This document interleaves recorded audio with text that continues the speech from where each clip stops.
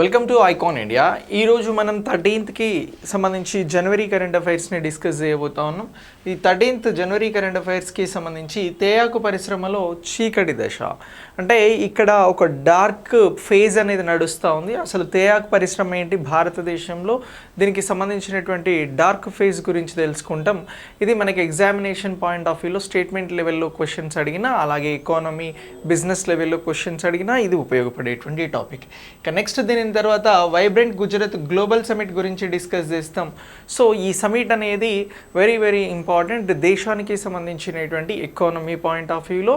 So ఈ summit ఏంటి, ఈ సమిట్ ఎక్కడ జరుగుతుంది, దీనికి సంబంధించిన థీమ్ ఏంటి, ఎవరు ప్రారంభించారు, ఇలాంటి అంశాలను కూడా ఇక్కడ నేర్చుకుంటాం. ఇక world employment and social outlook గురించి మాట్లాడతాం. వరల్డ్ ఎంప్లాయ్మెంట్కి సంబంధించి సోషల్ అవుట్లుక్ అనేది ఏం చెప్తుంది అనేది వెరీ వెరీ ఇంపార్టెంట్. ఈ అవుట్లుక్ని ఇచ్చింది ఎవరు, ఈ అవుట్లుక్లో ప్రధానంగా ప్రస్తావించినటువంటి అంశాల మీద రిపోర్ట్స్ పాయింట్ ఆఫ్ వ్యూలో, నివేదికల పాయింట్ ఆఫ్ వ్యూలో మనల్ని క్వశ్చన్స్ అడుగుతారు. ఇక జాతీయ క్రీడా అవార్డులు అనేది ప్రదానం చేయడం జరిగింది. జాతీయ క్రీడా అవార్డులకి సంబంధించినటువంటి అతి ముఖ్యమైనటువంటి అంశాలను కూడా మనం ఇక్కడ డిస్కస్ చేయడం జరుగుతుంది. సో ఇలా ఈ 13th సంబంధించినటువంటి కరెంట్ అఫైర్స్ని గురించి మనం డిస్కస్ చేద్దాం. సో 13th కరెంట్ అఫైర్స్లో ముందుగా మనం మాట్లాడబోతున్నది ఏంటి అని అంటే ఈ ఒక డార్క్ ఫేజ్ గురించి మాట్లాడబోతా ఉన్నాం. ఆ డార్క్ ఫేజ్కి సంబంధించినటువంటి అంశాలను గురించి నేర్చుకుందాం. ఇక ఐకాన్ ఆర్కెసర్ మెంటర్షిప్ ప్రోగ్రామ్ 2024కి స్టార్ట్ చేయడం జరుగుతూ ఉంది. మొత్తం మీకు ఒక 100 రోజుల ప్రణాళికతో, అంటే ఇది జనవరి 22 నుంచి స్టార్ట్ అవుతుంది. జనవరి, ఫిబ్రవరి, మార్చ్, ఏప్రిల్ వరకు 100 రోజుల ప్రణాళికతో గ్రూప్ 1, గ్రూప్ 2, ఈఓ, సిడిపిఓకి సంబంధించినటువంటి మెంటర్షిప్ అనేది ఉంటుంది. సో ఇందులో మీకు డైలీ షెడ్యూల్స్, ఎంత చదవాలి, ఏం చదవాలి, ఎలా చదవాలి అనేటువంటి అంశాలకి సంబంధించిన షెడ్యూల్స్ ఉంటాయి. అలాగే మెటీరియల్స్ కూడా మేమే ఇస్తాము. దీంతో పాటు ఎగ్జామ్స్ అనేవి మీకు చాప్టర్ వైజ్గా డైలీ చదివిన దాన్ని బేస్ చేసుకొని ఎగ్జామ్స్ కండక్ట్ చేయడం జరుగుతుంది. నెక్స్ట్ దాని తర్వాత వీడియో ఎక్స్ప్లెనేషన్ అనేది కూడా ఆ ఎగ్జామ్స్కి సంబంధించి ఉంటుంది. సో దీనికోసం మీరు రిజిస్టర్ చేసుకోవచ్చు. సో ఈ రిజిస్టర్కి సంబంధించి మీరు ఐకాన్ ఇండియా యాప్ని డౌన్లోడ్ చేసుకొని రిజిస్టర్ చేసుకుంటే సరిపోతుంది. ఇక మనం ఇప్పుడు మాట్లాడబోతున్నటువంటి ముఖ్యమైనటువంటి అంశం తేయాకు పరిశ్రమకి సంబంధించింది. సో మరి ఈ తేయాకు పరిశ్రమని సింపుల్గా చెప్పాలి అని అంటే మనం మార్నింగ్ లేచినప్పుడు తీసుకునేటువంటి టీ, ఈవినింగ్ టైంలో తీసుకునేటువంటి టీకి సంబంధించినటువంటి పరిశ్రమ. సార్ భారతదేశంలో ఈ పరిశ్రమ చాలా పెద్దది సార్. ఎంత పెద్దది అని అంటే ప్రపంచానికి టీ ఎగుమతి చేస్తున్నటువంటి అతిపెద్ద దేశాలలో 2వ స్థానంలో భారతదేశం అనేది ఉంది. సో అయితే ఇలా ఉన్నటువంటి ఈ తేయాక్కి సంబంధించినటువంటి పరిశ్రమ అనేది ఇప్పుడు భారతదేశంలో ఏముంది, దీనికి సంబంధించినటువంటి ఇబ్బందులు ఏమున్నావి అనేటువంటి అంశాలను గురించి మనం మాట్లాడదాం. ఈ తేయాకు పరిశ్రమకి సంబంధించి మనం ఏమంటున్నాం, డార్క్ అంశాలు అని అంటున్నాం. సో చీకటి దశ అనేది ఒకటి నడుస్తూ ఉందిరా. మరి ఈ చీకటి దశ ఏంటి అని అంటే వెరీ సింపుల్. సో ఇలాంటి చీకటి దశే మనకు భారత తేయాకు పరిశ్రమలో ఎప్పుడు కనబడింది అని అంటే 2002 నుంచి 2007 మధ్యన కనబడిందిరా. 2002 నుంచి 2007 మధ్యన కూడా ఈ తేయాకు పరిశ్రమ అనేది భారతదేశంలో ఒక డార్క్ ఫేజ్ని ఫేస్ చేయడం జరిగింది. ఇప్పుడు కూడా ఒక డార్క్ ఫేజ్ని ఫేస్ చేస్తూ ఉంది. అసలు డార్క్ ఫేజ్ అంటే ఏంటి సార్, ఒక చీకటి దశ అని అంటున్నాం. చీకటి దశ అంటే ఏమిటి అని అంటే ఏం లేదు, ఈ తేయాకు పరిశ్రమకి రావాల్సినటువంటి లాభాలు రాకపోవడము అని అంటున్నాం. సో ఈ లాభాలు రాకుండా ఏం ఇబ్బంది అవుతుంది అని అంటే గా ఇబ్బందులనే డార్క్ ఫేజ్ అని అంటున్నాం. సో ఇటీవల భారతదేశ తేయాకు పరిశ్రమకి సంబంధించి ఒక చీకటి దశ నడుస్తుంది. 2002 నుంచి 2007 వరకు ఉన్నటువంటి పరిస్థితులు అని ఎక్కడైనా క్వశ్చన్ వస్తే మనం కొన్ని అంశాలని స్టేట్మెంట్ లెవెల్లో అడిగినప్పుడు గుర్తించాల్సి ఉంటుంది. ఆ అంశాలలో ముందుగా చెప్పాల్సింది ఏంటి అని అంటే ఇన్పుట్ ఖర్చులు అనేవి బాగా పెరిగాయిరా. సో తేయాకు పరిశ్రమలో ఈ తేయాకును తయారు చేసేందుకు, టీ పౌడర్స్ని తయారు చేసేందుకు అవసరమైనటువంటి ఇన్పుట్స్ ఏవైతే ఉంటాయో, సో ఆ ఇన్పుట్స్కి సంబంధించినటువంటి ఖర్చులు బాగా పెరిగాయి అని అంటున్నాం. సో ఒకటి ఏమంటున్నాం, ఇన్పుట్ ఖర్చులు పెరిగాయి. ఓకే, ఈ అంశాన్ని గుర్తుంచుకోండి, ఇన్పుట్ ఖర్చులు పెరిగాయి అని అంటున్నాం. ఇక నెక్స్ట్ 2వ అంశంగా దేనిని గుర్తుంచుకోవాలి అని అంటే గిరాకీకి సంబంధించినటువంటి సరఫరాలో అంతరం అనేది ఏర్పడుతూ ఉందిరా. సో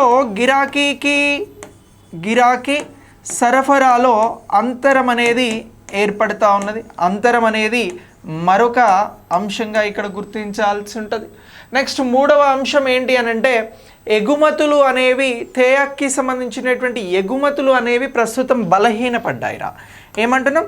తేయాకు ఎగుమతులు బలహీనపడ్డాయి, ఎగుమతుల బలహీనత అని అంటున్నాం. సో ఇలా ఈ అంశాన్ని కూడా గుర్తుంచుకోవాలి, బలహీనత అనేటువంటి అంశం. ఇక నెక్స్ట్ దీని తర్వాత మరొక అంశం ఏంటి అని అంటే భారత్లో బేసిక్గా ఇలాంటి పరిస్థితులలో చాలా తీవ్రమైనటువంటి ఇబ్బందులలో తేయాకు పరిశ్రమ ఉన్నటువంటి ఈ సమయంలో నేపాల్ నుంచి నాసీరకం తేయాకు అనేది రావడం వలన భారత మార్కెట్కి అంటే భారతదేశానికి సంబంధించినటువంటి తేయాకు పైన ఎఫెక్ట్ పడుతూ ఉంది. ఏ దేశం నుంచి? నేపాల్ నుంచి నాసీరకం అంటే క్వాలిటీ లేనటువంటి తేయాకు అనేది భారత్కు వస్తూ ఉంది. సో ఇలా దీని వలన కూడా ఈ లాభాలు రాకుండా ఒక ప్రధానమైనటువంటి కారణంగా చూడడం జరుగుతూ ఉంది. ఇటీవల భారతదేశ తేయాకు పరిశ్రమకి సంబంధించి డార్క్ ఫేజ్ లాభాలు రాకుండా ఈ తేయాకు పరిశ్రమలో పనిచేస్తున్నటువంటి వారు ఎదుర్కొంటున్నటువంటి ప్రధాన సమస్యలు ఏమిటి అని అంటే ఈ సమస్యలన్నింటిని కూడా గుర్తుంచుకోవాలి. ఇన్పుట్ ఖర్చులు అని అంటున్నాం, గిరాకీ సరఫరా అంతరాయం అంటున్నాం, తేయాకు ఎగుమతులు బలహీనపడడం, నేపాల్ నుంచి నాసీరకం తేయాకు అనేది భారతదేశం అక్కడి నుంచి వివిధ ప్రాంతాలకు వెళ్ళిపోవడం వల్ల క్వాలిటీ తేయాకు యాజ్ యూజువల్గా రేట్ ఉంటుంది కాబట్టి ఎవరు తీసుకోవడం లేదు. సో ఇలా తేయాకు పరిశ్రమ అనేది ప్రస్తుతం ఒక డార్క్ ఫేజ్ని ఫేస్ చేయడం జరుగుతూ ఉందిరా. మరి ఈ తేయాకు పరిశ్రమకి సంబంధించి భారతదేశం ఏం చర్యలు తీసుకోవడానికి అవకాశం లేదా సార్? కేంద్ర ప్రభుత్వం కానీ ఇతర చట్టబద్ధ సంస్థలు కానీ అని అంటే తీసుకుంటున్నాయి. సో ఎలాంటి ఫెసిలిటీస్ మరి దీన్ని రికవరీ చేయడానికి భారతదేశంలో ప్రోత్సాహకాలుగా కనబడుతూ ఉన్నాయి, చర్యలు కనబడుతూ ఉన్నాయి అనేది ఇక్కడ మనం ప్రధానంగా గుర్తించాల్సి ఉంటుందిరా. బేసిక్గా టీ బోర్డ్ ఆఫ్ ఇండియా అనేది ఉన్నది. సో ఈ టీ బోర్డ్ ఆఫ్ ఇండియా అనేది ఒక చట్టబద్ధమైనటువంటి సంస్థరా. భారతదేశంలో టీ బోర్డ్ ఆఫ్ ఇండియా ఎప్పుడు స్థాపించబడింది అని అడుగుతారా. భారతదేశంలో టీ బోర్డ్ ఆఫ్ ఇండియా అనేటువంటిది ఎప్పుడు వచ్చింది అనేది ఒకసారి నేర్చుకుందాం. ఈ చట్టబద్ధ సంస్థ తర్వాత ఏ చర్యలు తీసుకుంటున్నారు అనేది కూడా మాట్లాడదాం. ఇప్పుడు టీ బోర్డ్ ఆఫ్ ఇండియా అనేది ఉందిరా. ఈ టీ బోర్డ్ ఆఫ్ ఇండియా అనేది దీనికి సంబంధించి మనం గుర్తుంచుకోవాలి. టీ బోర్డ్ ఆఫ్ ఇండియా అనేది 1953లో స్థాపించబడినటువంటి ఒక చట్టబద్ధ సంస్థరా. ఏమని అంటున్నాం? చట్టబద్ధ సంస్థ అని అంటున్నాం. ఈ చట్టబద్ధ సంస్థకి సంబంధించి ఇది ఏం చేస్తుంది అని అంటే తేయాకు పరిశ్రమను కానీ లేదా అనంటే ఈ టీకి సంబంధించినటువంటి అంశాలలో చర్యలు తీసుకుని ఇక్కడ ఈ వాణిజ్యాన్ని టీకి సంబంధించినటువంటి వాణిజ్యం కోసం ఇది పనిచేస్తుంది అని చెప్పేసి మీరు గుర్తుంచుకోవాల్సి ఉంటుంది.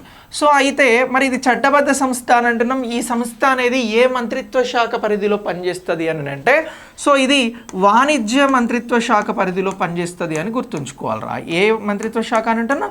వాణిజ్య మంత్రిత్వ శాఖ పరిధిలో పనిచేస్తుంది.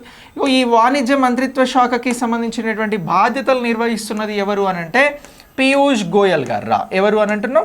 పీయూష్ గోయల్ గారు. అయితే ఇప్పుడు భారతదేశంలో టీ పరిశ్రమకి సంబంధించి తేయాకు పరిశ్రమను ప్రోత్సహించేందుకు ఒక చట్టబద్ధమైన సంస్థ ఉన్నది. ఇది వాణిజ్య మంత్రిత్వ శాఖ పరిధిలో ఉన్నది. ఇది పీయూష్ గోయల్ ప్రస్తుతం ఈ మంత్రిత్వ శాఖను నిర్వహిస్తూ ఉన్నాడు అని అంటున్నాం. ఇప్పుడు చట్టబద్ధంగా ఏర్పడిందో టీ బోర్డ్ ఆఫ్ ఇండియా అని అంటున్నాం. ఇది 1953లో వచ్చినటువంటి చట్టబద్ధమైనటువంటి సంస్థగా చెప్తా ఉన్నాం. సో మరి ఈ సంస్థకి సంబంధించినటువంటి హెడ్ క్వార్టర్స్ ఎక్కడున్నది అని ఎక్కడైనా అడిగారనుకోండి, మీరు హెడ్ క్వార్టర్స్ గురించి అడిగితే హెడ్ క్వార్టర్గా దీనికి సంబంధించి tea board of India head quarter ఏంటి అని అంటే కల్కత్తా అని చెప్పేసి గుర్తుంచుకుంటారా. ఈ కల్కత్తా అనేది టీ బోర్డ్ ఆఫ్ ఇండియాకి సంబంధించినటువంటి హెడ్ క్వార్టర్. ఇది ఎక్కడున్నది అని అంటే మీ అందరికీ తెలుసు, వెస్ట్ బెంగాల్ అని చెప్పేసి గుర్తుంచుకోండి. సో ఇలా ఈ టీ బోర్డ్ ఆఫ్ ఇండియా అనేది ఉంది. మరి ఇంతైనా సరే ఈ బోర్డు ద్వారానే వీరికి సంబంధించిన ప్రోత్సాహకాలు లభిస్తాయని అంటే లేదు. ప్రభుత్వం కొన్ని ప్రత్యేకమైనటువంటి కార్యక్రమాలని కూడా ప్రత్యేకంగా రన్ చేస్తూ ఉంది. ఈ భారతదేశంలో ఉన్నటువంటి టీ పరిశ్రమకి సంబంధించి తేయాకు పరిశ్రమకి సంబంధించి వ్యవసాయంలో ఎలా అయితే చిన్న చిన్న రైతులు ఉంటారో అలాగే తేయాకు పరిశ్రమలో కూడా చిన్న చిన్న తేయాకు పరిశ్రమలను నడిపేటువంటి వారు ఉన్నారు. సో వీరి కోసం అని చెప్పేసి ఈ భారత ప్రభుత్వం ఒక కార్యక్రమాన్ని తీసుకోవడం జరిగిందిరా. ఎస్పెషల్ ఇప్పుడు మనం మాట్లాడినటువంటి టీ బోర్డ్ ఆఫ్ ఇండియా ద్వారా.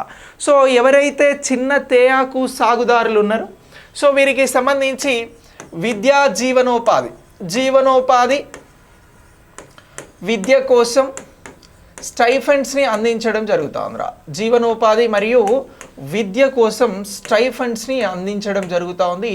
ఇది ఎవరికి అందిస్తూ ఉన్నారు అని అంటే చిన్న తేయాకు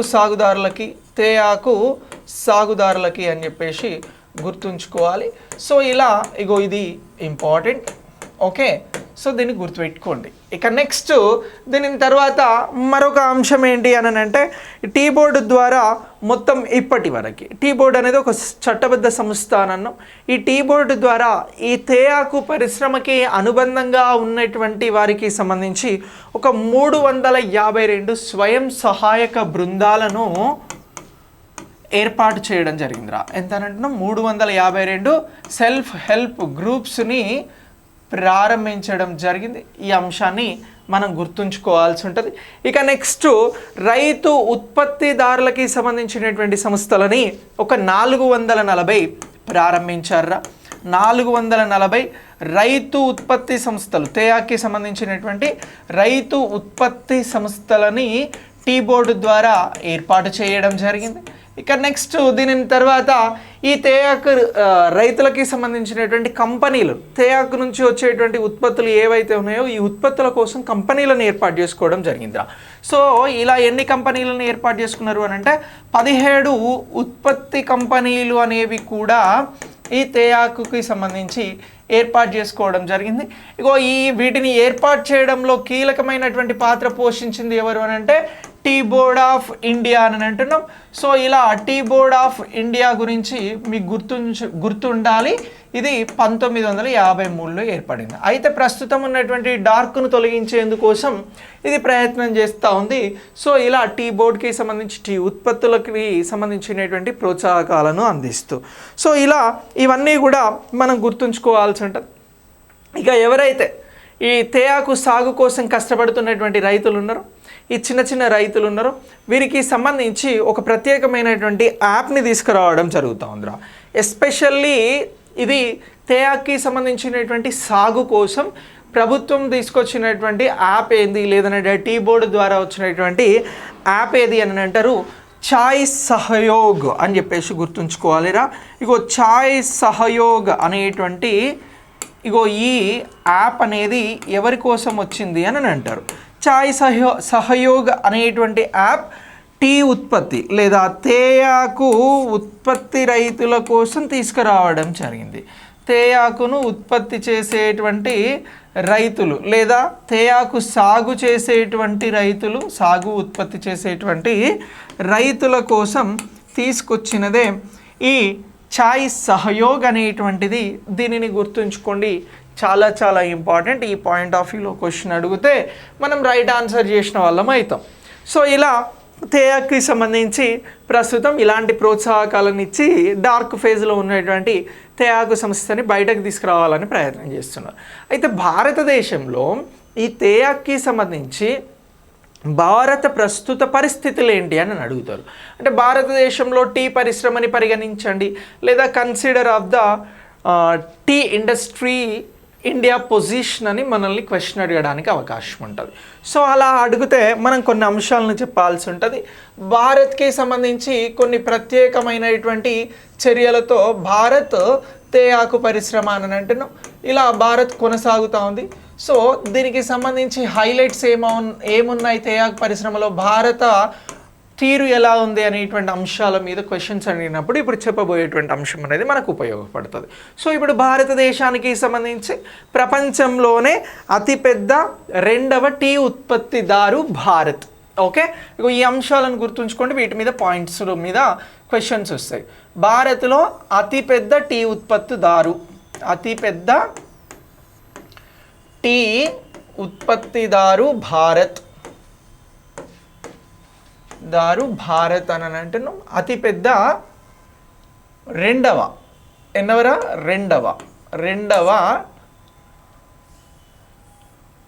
తేయాకు ఉత్పత్తిదారు భారత్.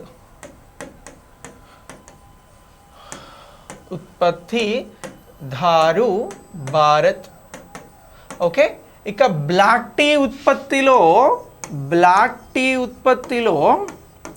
బ్లాక్ టీ ఉత్పత్తిలో భారత్ అనేది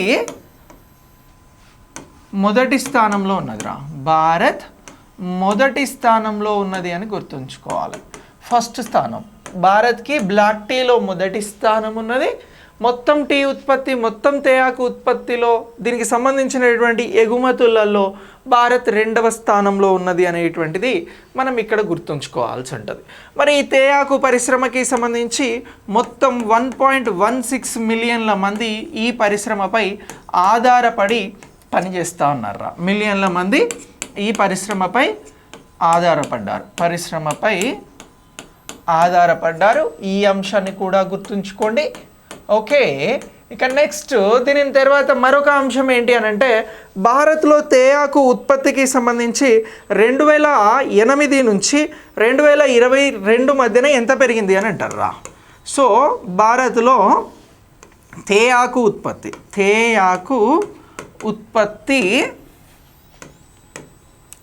ఉత్పత్తి అనేది 2008 నుంచి 2022 మధ్యన ఎంత పెరిగింది అని అంటారా. ఇలా అడిగితే 39% పెరిగింది అనేటువంటి అంశాన్ని ఇక్కడ గుర్తుంచుకోండి. ఇది చాలా చాలా ఇంపార్టెంట్ రా. ఇక టీ ఉత్పత్తికి సంబంధించి ఏ రాష్ట్రంలో ఎక్కువ తేయాకుకి సంబంధించినటువంటి గ్రోత్ ఉంది అని అడుగుతారా. మీరు ఈ అంశాన్ని చాలా ఈజీగా గుర్తుపెట్టుకోవాలి. తేయాకు ఉత్పత్తికి సంబంధించి ఎక్కువగా అస్సాం టీ అనేది వెరీ ఫేమస్ రా. అస్సాంకి సంబంధించినటువంటి తేయాకు లేదా టీ అనేటువంటిది వెరీ ఫేమస్గా గుర్తుంచుకోండి. దీనికి గ్రోత్ అనేది బాగుంది. 55% మేర దీనికి గ్రోత్ అనేది ఉన్నది అనేటువంటి అంశం ఇక్కడ ముఖ్యమైనటువంటి అంశాలుగా మనం గుర్తుంచుకోవాల్సి ఉంటుంది. ఇది భారతదేశానికి సంబంధించి ప్రస్తుతం ఉన్నటువంటి స్టాటిస్టికల్ డేటా. సో ఇప్పుడు క్వశ్చన్ ఎట్లొస్తుంది అని అంటే, క్వశ్చన్ అడిగితే భారతదేశంలో తేయాకు పరిశ్రమకి సంబంధించినటువంటి అంశాలని పరిగణించండి అని ఇస్తారు. సేమ్ ఇలానే స్టేట్మెంట్స్ ఇస్తారు. ఒకటో స్టేట్మెంట్ నువ్వు ఏది గుర్తుపట్టాలి అని అంటే, ప్రపంచంలోనే అతిపెద్ద రెండవ తేయాకు ఉత్పత్తిదారుగా భారతదేశం ఉన్నది అని చెప్పాలి. ఇక బ్లాక్ టీ ఉత్పత్తిలో ప్రపంచంలోనే భారతదేశం మొదటి స్థానంలో ఉన్నది అని చెప్పాలి. ఇక భారతదేశంలో టీ పరిశ్రమ పైన 1.16 మిలియన్ల మంది ఆధారపడి నివసిస్తూ ఉన్నారు, జీవనోపాధిని పొందుతూ ఉన్నారు అని చెప్పాల్సి ఉంటుంది. ఇక నెక్స్ట్ తేయాకు ఉత్పత్తి 2008 నుంచి 2022 మధ్యన 39% పెరిగింది అనేటువంటి స్టాటిస్టికల్ డేటా ఇప్పుడు మీ దగ్గర ఉంది.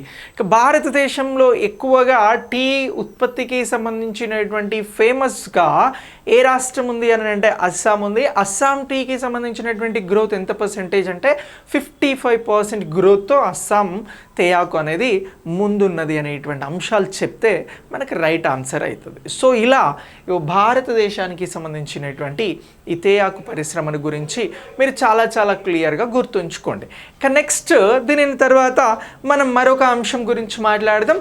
మరొక అంశం ఏమిటి సార్ అని అంటే, తేయాకు పరిశ్రమ తర్వాత మనం మాట్లాడుతున్నది వైబ్రెంట్ గుజరాత్కి సంబంధించినటువంటి గ్లోబల్ సమిట్ గురించి మాట్లాడదాం రా. ఇటీవల ఈ వైబ్రెంట్ గుజరాత్ ఎక్కడ జరిగింది అని అంటారు. వైబ్రెంట్ గుజరాత్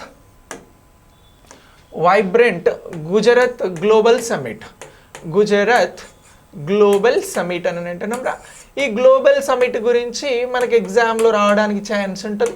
ఇఫ్ వస్తే మీరు ఆన్సర్ చేయండి.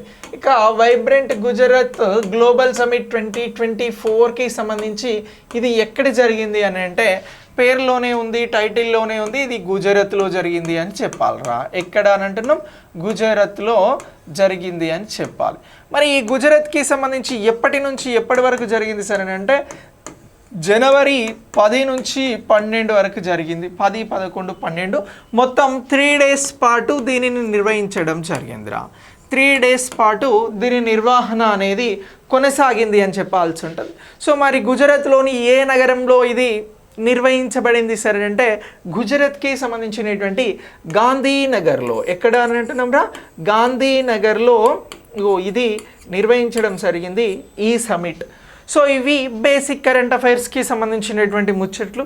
సో మరి ఈ సమావేశంలో ఇటీవల వైబ్రెంట్ గుజరాత్ గ్లోబల్ సమిట్లో ఎన్ని దేశాలు భాగస్వామ్య దేశాలుగా ఉన్నవి అని అంటారు ఈ సమిట్కి సంబంధించి. ఇది ఒక 3 రోజులకి సంబంధించినటువంటి సమిట్. ఈ సమిట్ యొక్క ప్రధాన ఉద్దేశం వాణిజ్యాన్ని పెంపొందించడం, పెట్టుబడులను రాబట్టడం, కొత్త సంస్థలను ఏర్పాటు చేయడం, ఇలాంటివన్నీ కూడా ఉంటాయి. సో ఇప్పుడు ఈ సమిట్కి సంబంధించి మొత్తం ఎంతమంది భాగస్వామ్య దేశాలుగా చేరినారు అని అంటే మీరు గుర్తుంచుకోవాల్సింది 34 దేశాలు ఈ సమిట్కి సంబంధించి భాగస్వామ్య దేశాలుగా ఉన్నవి అనేటువంటి అంశం ఇక్కడ ఒక ముఖ్యమైనటువంటి అంశం రా. మరి ఈ సమిట్లో మొత్తం ఎంతమంది పాల్గొనడం జరిగింది సార్ ఈ సమిట్కి సంబంధించి అని అంటే ఎన్ని దేశాల నుంచి పాల్గొన్నారు అని అంటే 130 దేశాల నుంచి ఇందులో ప్రతినిధులు పాల్గొనడం జరిగిందిరా. వీరంతా కూడా ప్రతినిధులు అని అంటున్నాం. సో ఇక ఈ ప్రతినిధుల గురించి కాకుండా మనకి ఇగో ఈ 34 దేశాలు భాగస్వామ్య దేశాలుగా సమిట్లో ఉన్నవి అనేటువంటి అంశాన్ని గుర్తుంచుకోవాల్సి ఉంటుందిరా. ఇక నెక్స్ట్ మరొక అంశం ఏంటి అని అంటే ఈ గుజరాత్ గ్లోబల్ సమిట్కి సంబంధించి థీమ్ ఏమిటి అని అంటారు. థీమ్ ఏమిటి అని అంటే గేట్వే ఆఫ్ ద ఫ్యూచర్ అనేటువంటిది. Gateway to the future. Ego 2024 Gujarat global summit, vibrant Gujarat global summit theme ఏమిటి అని అంటారు. అలా అడిగితే gate way to future, to the future అని అంటున్నాం. Gate way to the future అనేటువంటిది దీనికి సంబంధించినటువంటి థీమ్గా గుర్తించాల్సి ఉంటుంది.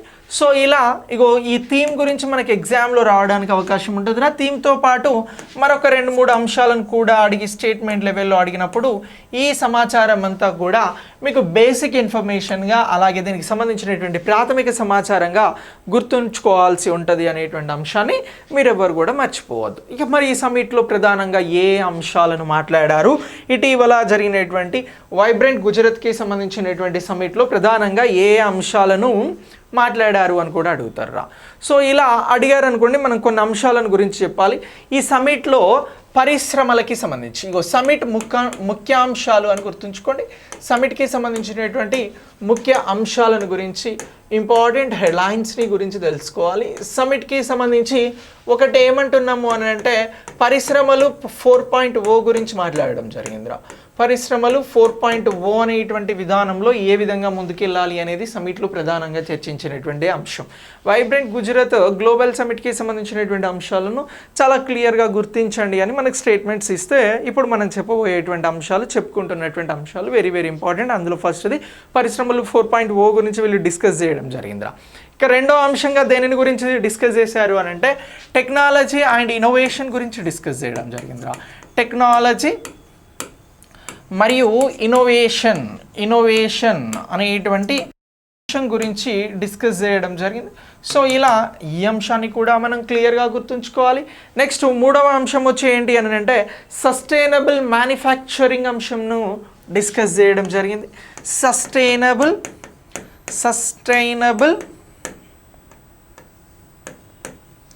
మ్యానుఫ్యాక్చరింగ్ అని అంటున్నాం, మ్యానుఫ్యాక్చరింగ్. సో ఇలా దీని గురించి కూడా డిస్కస్ చేయడం జరిగింది. ఇక నెక్స్ట్ దీని తర్వాత మరొక అంశం ఏంటి అని అంటే గ్రీన్ హైడ్రోజన్ గురించి డిస్కస్ చేశారా. ఏమని అంటున్నాం, గ్రీన్ హైడ్రోజన్ గురించి డిస్కస్ చేయడం జరిగింది. సో ఇవన్నీ కూడా ఫ్యూచర్ టెక్నాలజీస్గా భారత్తో పాటు ప్రపంచ దేశాలు ముందుకు తీసుకువెళ్ళబోతున్నటువంటి టెక్నాలజీస్ రా. ఇక నెక్స్ట్ ఎలక్ట్రిక్ మొబిలిటీ గురించి మాట్లాడారు. ప్రధానంగా ఎలక్ట్రిక్ మొబిలిటీ అని అంటున్నాం. ఇగో దీనిని గురించి కూడా మాట్లాడడం జరిగింది. ఇక నెక్స్ట్ దీనితో పాటు మరొక అంశం ఏమిటి అని అంటే ఎలక్ట్రిక్ మొబిలిటీ తర్వాత రెన్యూవబుల్ ఎనర్జీ, దానికి సంబంధించినటువంటి వృద్ధి. రెన్యూవబుల్ ఎనర్జీ అని అంటున్నాం. దీనినే ఏమంటారు సార్ ఇంకా అని అంటే సో దీనికి సంబంధించిన వృద్ధి, సో పునరుత్పాదక ఇంధన వనరులు. సో ఇలా ఈ అంశాలను గురించి ఈ సమ్మిట్లో డిస్కస్ చేయడం జరిగింది. ఇలా ఈ సమ్మిట్ అనేది జనవరి 10న స్టార్ట్ అయింది, పిఎం మోదీ గారు ప్రారంభించారు. సో ఈ వైబ్రెంట్ గుజరాత్ గ్లోబల్ సమ్మిట్ అనేటువంటిది 2024కి సంబంధించి ఈ అంశాలను మనం ప్రధానంగా గుర్తుంచుకోవాలి. అయితే ఇది ఎన్నవ సంవత్సరం ఈసారి నిర్వహించేది అని అంటే 20 years 20 సంవత్సరాలకి సంబంధించి దీన్ని నిర్వహించడం జరుగుతూ ఉంది. ఈ సమ్మిట్ అనేది సక్సెస్ఫుల్గా 20 ఏళ్ళుగా నిర్వహించడం జరుగుతుంది అనేటువంటి అంశాన్ని మీరు అందరు కూడా గుర్తుంచుకోండి. ఓకే, సో ఇది దీనికి సంబంధించినటువంటి మరొక ముఖ్యమైనటువంటి కరెంట్ ఇష్యూ డిస్కస్ చేసినాం. ఇక నెక్స్ట్ దీని తర్వాత మనం డిస్కస్ చేయబోతుంది పెరెగ్రైన్కి సంబంధించినటువంటి పెరెగ్రైన్ మిషన్ 1 గురించి డిస్కస్ చేద్దాం రా. ఇగో పెరెగ్రైన్ మిషన్ 1. సో ఈ పెరెగ్రైన్ మిషన్ 1 అనేటువంటి దానిని ఇటీవల ఎవరు ప్రారంభించడం జరిగింది, ఇది ఏ దేశానికి సంబంధించింది అని క్వశ్చన్ అడుగుతారు. దీనికి ఎవరు సహకరించారు అని అడుగుతారు. సైన్స్ అండ్ టెక్నాలజీలో దీని ఇంపార్టెంట్ ఏంటి అని కూడా అడుగుతారా. సో అలా అడిగితే మనం దీనికి సంబంధించి ఆన్సర్ అనేది చేయాల్సి ఉంటుంది. సో ఇప్పుడు ఈ పెరెగ్రైన్ మిషన్ అనేటువంటిది ఏంటి అని అంటే, ఇది ఏదైతే మన ప్రైవేట్ స్పేస్కి సంబంధించి అంతరిక్షానికి సంబంధించినటువంటి దానిలో ఇది కీలకమైనటువంటిదిరా. సో ఇది ఒక అంతరిక్షానికి సంబంధించినటువంటి శాటిలైట్స్ని వీటిని ప్రయోగించడం కోసం ఏర్పాటు చేసినటువంటిదే ఈ పెరెగ్రైన్ మిషన్. సో ఇప్పుడు ఈ పెరెగ్రైన్ మిషన్లో ఏమైంది అని అంటే ఒక సాంకేతిక సమస్య అనేది తలెత్తింది. సో దానికి సంబంధించి ఎక్కడ ఇటీవల పెరెగ్రైన్ మిషన్లో సాంకేతిక సమస్యలు వచ్చినాయి అని అంటే ప్రొపల్షన్ సిస్టంలో సాంకేతిక సమస్యలు అనేవి వచ్చాయి అని చెప్పాలరా. ఎక్కడ అని అంటున్నాం, ప్రొపల్షన్ సిస్టంలో సాంకేతిక సమస్యలు వచ్చాయి అని చెప్పేసి మీరు ఆన్సర్ చేయాల్సి ఉంటుంది. ఈ ప్రొపల్షన్ సిస్టమ్ ఏదైతే ఉందో సో దీనిలో సమస్య వచ్చింది అనేది పెరెగ్రైన్ మిషన్కి సంబంధించినటువంటి ప్రస్తుత అంశం. ఇది మనకి సైన్స్ అండ్ టెక్నాలజీలో బాగా ఉపయోగపడుతుంది. మరి ఈ పెరెగ్రైన్ మిషన్ 1 అనేటువంటిది ఏ సంస్థకి సంబంధించింది అని అడుగుతారు. సో అలా అడిగితే మనం ఆన్సర్ చేయాల్సింది ఏంటి అని అంటే ప్రత్యేకంగా చంద్రునికి సంబంధించినటువంటి ఇది ల్యాండింగ్ మిషన్కి సంబంధించి ఒక ప్రైవేట్ స్పేస్ కంపెనీకి సంబంధించిందిరా. ఏమని అంటున్నాం, ప్రైవేట్ స్పేస్ ఫ్లైట్ కంపెనీకి సంబంధించింది. ఆ కంపెనీ పేరే ఆస్ట్రోబోటిక్ అని అంటున్నాం రా. సో పెరెగ్రైన్ మిషన్ 1 అనేటువంటిది ఏ కంపెనీకి సంబంధించింది అని అంటే మీరు చెప్పాల్సినటువంటి ఆన్సర్ ఆస్ట్రోబోటిక్ అనేటువంటి ఆన్సర్ చెప్పారనుకోండి, ఇది సరైనటువంటి ఆన్సర్ అవుతుంది.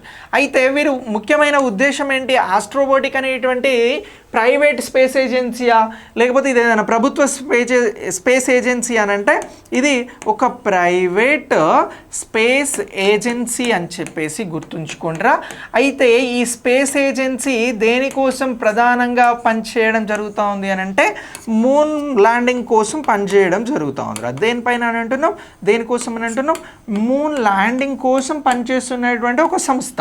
ఇప్పుడు ఈ మూన్ ల్యాండింగ్ కోసం పనిచేస్తున్నటువంటి ఈ సంస్థకి ఎవరు సహాయాన్ని అందిస్తూ ఉన్నారు అని అంటే అమెరికాకి సంబంధించినటువంటి నాసా అనేటువంటి సంస్థ కొంత పాక్షికంగా దీనికి ఫండింగ్ చేయడం జరుగుతూ ఉంది. నాసా ఎందుకు చేస్తుంది అని అంటే నాసాకి ఆర్టెమిస్ అనేటువంటి ఒక ప్రోగ్రామ్ ఉందిరా. ఈ ఆర్టెమిస్ అనేటువంటి ప్రోగ్రామ్ 2017లో ప్రారంభించడం జరిగిందిరా. నాసా ప్రారంభించినటువంటి ఈ కార్యక్రమంలో ఆర్టెమిస్ కార్యక్రమంకి ఇక్కడ ఈ ఆస్ట్రోబోటిక్ అనేటువంటి ప్రైవేట్ స్పేస్ సంస్థ అనేది సహాయం అందిస్తూ ఉంది. అందుకే నాసా అనేది దీనికి సపోర్ట్ చేయడం జరుగుతూ ఉంది.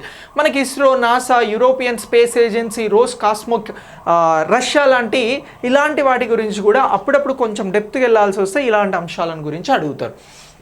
మిమ్మల్ని ఆస్ట్రోబోటిక్ అనేటువంటి సంస్థకి సంబంధించి పెరెగ్రైన్ మిషన్ 1లో ప్రొపల్షన్ సిస్టమ్ అనేది ఇటీవల దెబ్బతిన్నది కాబట్టి ఈ అంశాన్ని కరెంట్ అఫైర్స్గా తీసుకొని దీన్ని చెప్తా ఉన్నాం. ఆర్టెమిస్ యొక్క ప్రధానమైనటువంటి ఉద్దేశం ఏంటి అని అంటే ఈ 2030 కల్లా చంద్రుడి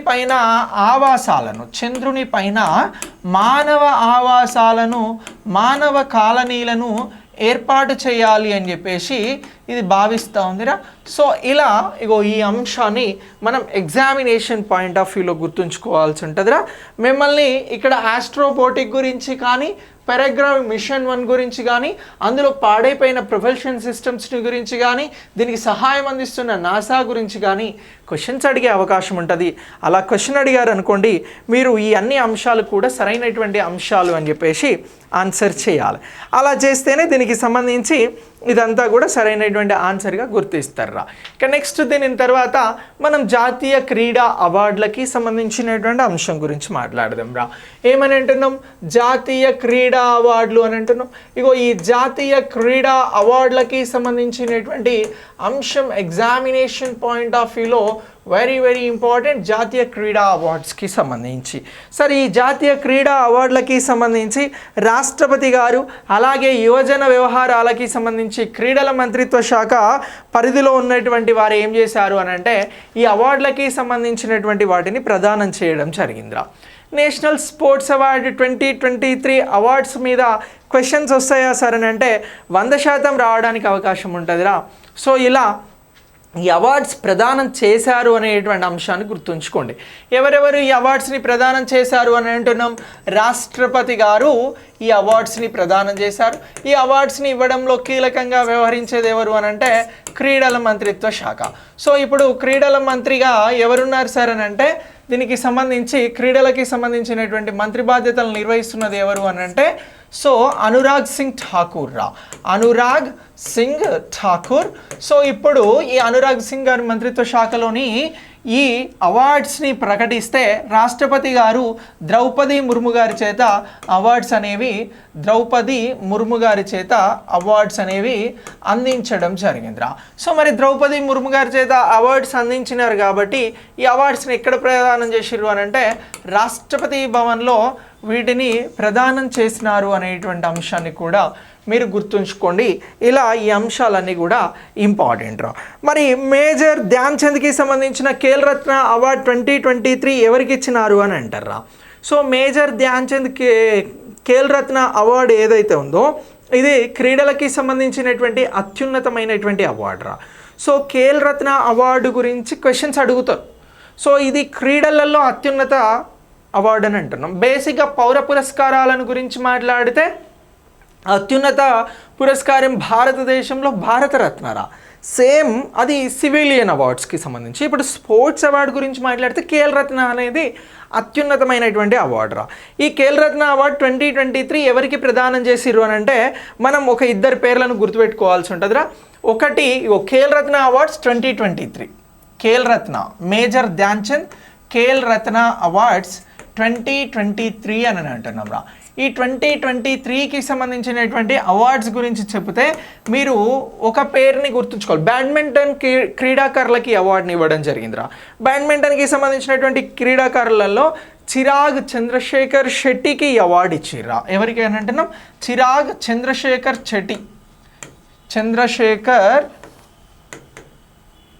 శెట్టికి ఈ అవార్డు అనేది వచ్చింది ఖేల్ రత్న. ఇతనితో పాటు మరొక బ్యాడ్మింటన్ క్రీడాకారుగా ఉన్నటువంటి రామ్కి రెడ్డి సాత్విక్ సాయిరాజ్కి ఈ అవార్డు అనేది వచ్చిందిరా. రెండోది ఎవరు అని అంటున్నాం? రామ్కి రెడ్డి సాత్విక్ సాయిరాజ్. ఓకే, ఇలా ఈ ఇద్దరికి ఖేల్ రత్న అవార్డు 2023ని రాష్ట్రపతి గారు ప్రదానం చేయడం జరిగిందిరా. ఇక అలాగే ఈ అవార్డ్స్కి సంబంధించి ఎవరైతే ఈ ఖేల్ రత్న అవార్డు తీసుకున్నారో వీరు 4 సంవత్సరాలుగా క్రీడా రంగంలో అద్భుతమైనటువంటి ప్రదర్శన ఇచ్చినందుకు గాను ఈ అవార్డుని వీళ్ళకి అందించడం జరిగిందిరా. ఇక నెక్స్ట్ అర్జున అవార్డు అనేది ఉంటుందిరా. ఈ ఖేల్ రత్న అవార్డు తర్వాత అర్జున అవార్డు అనేది ఉంటుంది. ఈ అర్జున అవార్డు 2023 ఎంతమందికి ఇచ్చిర్రు అని అంటే ఈ అర్జున అవార్డు అనేది మొత్తం ఒక 26 మందికి ఈ అవార్డుని అందజేయడం జరిగిందిరా. ఇలా క్రీడాకారులకి సంబంధించి అర్జున అవార్డు గురించి గుర్తుంచుకోవాల్సి ఉంటుంది. సో అవుట్ స్టాండింగ్ పర్ఫార్మెన్స్ ఇచ్చినటువంటి ఒక 26 మందికి 2023కి సంబంధించి అవార్డుని ప్రదానం చేసిర్రా. సో ఇలా ఈ అవార్డ్స్కి సంబంధించినటువంటి అంశాలను కూడా ఎగ్జామినేషన్ పాయింట్ ఆఫ్ వ్యూలో గుర్తుంచుకోండి, చాలా చాలా ఇంపార్టెంట్. సో ఇలా ఈ 13th జనవరికి సంబంధించినటువంటి కరెంట్ అఫైర్స్ని మీరు అప్డేట్ చేసుకోండి ఎగ్జామినేషన్ పాయింట్ ఆఫ్ వ్యూలో. Very very important. ఇక నెక్స్ట్ దీని తర్వాత మరొక రిపోర్ట్ గురించి మాట్లాడదాం రా. ఈ రిపోర్ట్నే మనం ILO రిపోర్ట్ అని అంటున్నాం రా. ఇంటర్నేషనల్ లేబర్ ఆర్గనైజేషన్ అనేటువంటిది ఒక ఆర్గనైజేషన్ ఉందిరా. ఈ ఆర్గనైజేషన్ రిపోర్ట్ని ఇచ్చింది. ఆ రిపోర్ట్కి సంబంధించినటువంటి అంశాలు మనకి ఎగ్జామినేషన్ పాయింట్ ఆఫ్ వ్యూలో ఆన్సర్ చేయాల్సి ఉంటుందిరా. సో మరి అలా ఆన్సర్ చేయాల్సినటువంటి ఈ రిపోర్ట్కి సంబంధించి ఉన్నటువంటి అప్డేట్స్ ఏంటి అని చెప్పేసి ఎగ్జామినేషన్ పాయింట్ ఆఫ్ వ్యూలో అడుగుతారు. అలా అడిగితే మనం చెప్పాల్సినటువంటి ఆన్సర్ ఏంటి అని అంటే, ఇటీవల భారతదేశానికి సంబంధించి వరల్డ్ ఎంప్లాయ్మెంట్ అండ్ సోషల్ అవుట్లుక్కి సంబంధించినటువంటి అంశాలను ప్రత్యేకంగా డిస్కస్ చేయాలి. ఇది ప్రపంచ స్థాయిలో వచ్చినటువంటి రిపోర్ట్ రా. ఈ రిపోర్ట్ను మనం ఏమని అంటున్నాం? World employment and social outlook అని అంటున్నాం రా. World employment